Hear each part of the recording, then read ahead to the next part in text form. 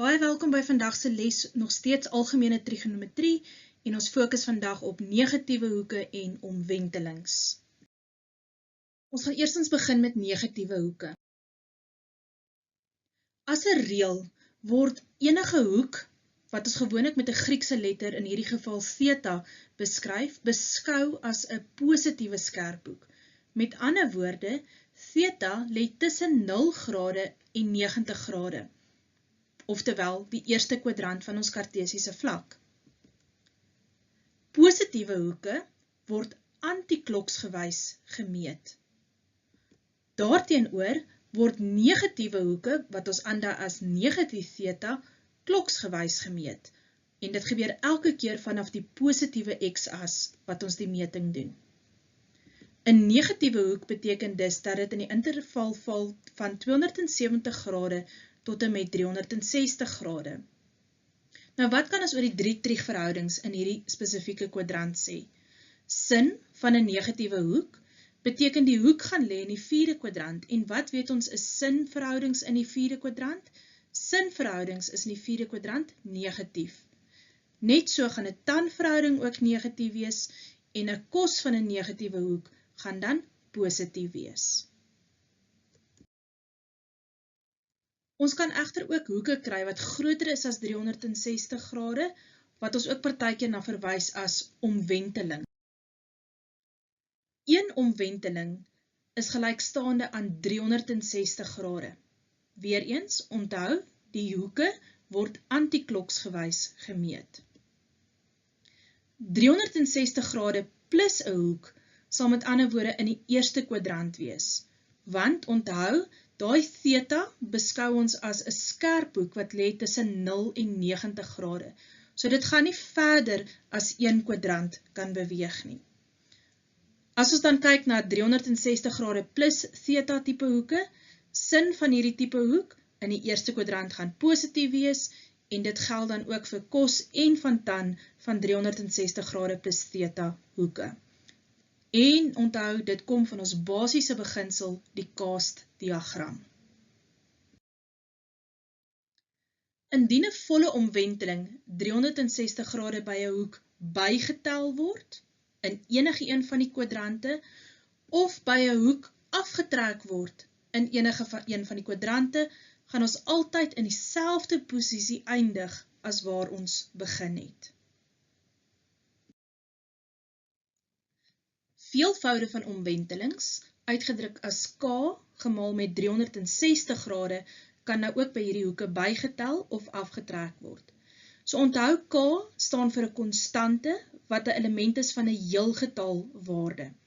Byvoorbeeld kan ons in die plek van die k 'n 2 gaan sit, dan het ons 2 maal 360 grade, wat 720 grade is, wat beteken jy gaan 2 keer volledig in die sirkel omgaan.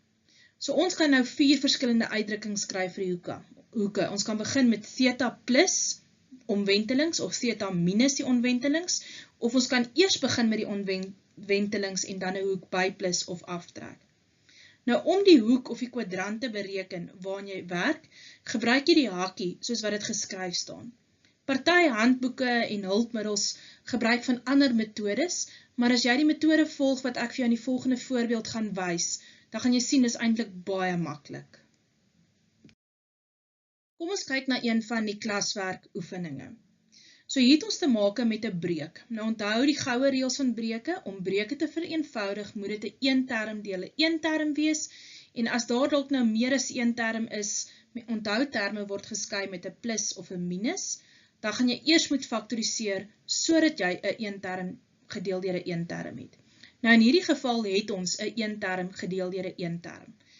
Jy gaan stukkie vir stukkie begin. Ek sê altyd vir myself, jy eet 'n olifant happie vir happie.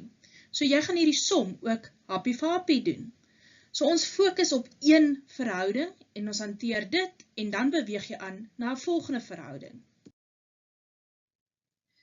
Die eerste verhouding waarmee ons gaan begin is sin van die hoek theta minus 180 grade. Nou onthou, theta is 'n positiewe skerphoek wat in die eerste kwadrant lê, en as jy dan nou van daardie hoek af 180 grade gaan aftrek, so dis minus, wat dan beteken jy gaan kloksgewys werk, minus 180, dan lê daardie hoek op die ou end in die derde kwadrant. So wat weet ons van sin in die derde kwadrant?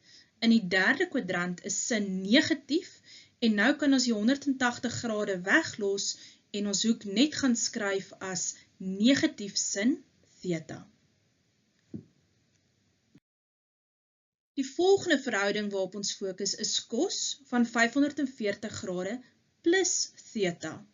So jy begin by die 540 grade. So 540 grade is 360 grade plus nog 180 grade. Van daardie punt af moet jy nou nog 'n skerphoekgedeelte bytel en dit laat jou in die derde kwadrant. Met behulp van cast weet ons in die derde kwadrant is cos negatief en daarom kry ons nou ook hierso die verhouding negatief cos theta.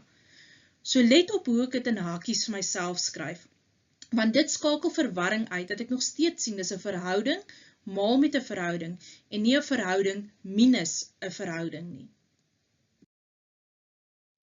Die volgende een waarop ons fokus is sin van 'n negatiewe hoek. Nou onthou, 'n negatiewe hoek beteken jy meet die hoek kloksgewys, wat beteken hierdie hoek gaan lê in die vierde kwadrant en met behulp van cast weet ons is sin negatief in die vierde kwadrant.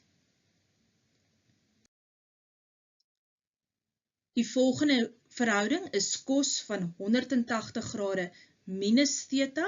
So ons begin eers met die 180 grade en dan minus theta beteken jy moet van daai punt af kloksgewys gaan meet. Minus theta beteken jy kry dan 'n hoek in die tweede kwadrant.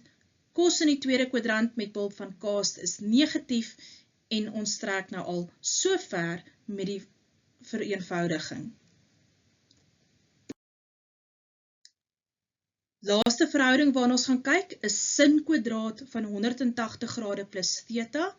Nou onthou uit vorige werk uit, het ons gesien dat die kwadraat gaan maak nie saak in watse kwadrant ons gaan wees nie, ons teken gaan altyd positief wees.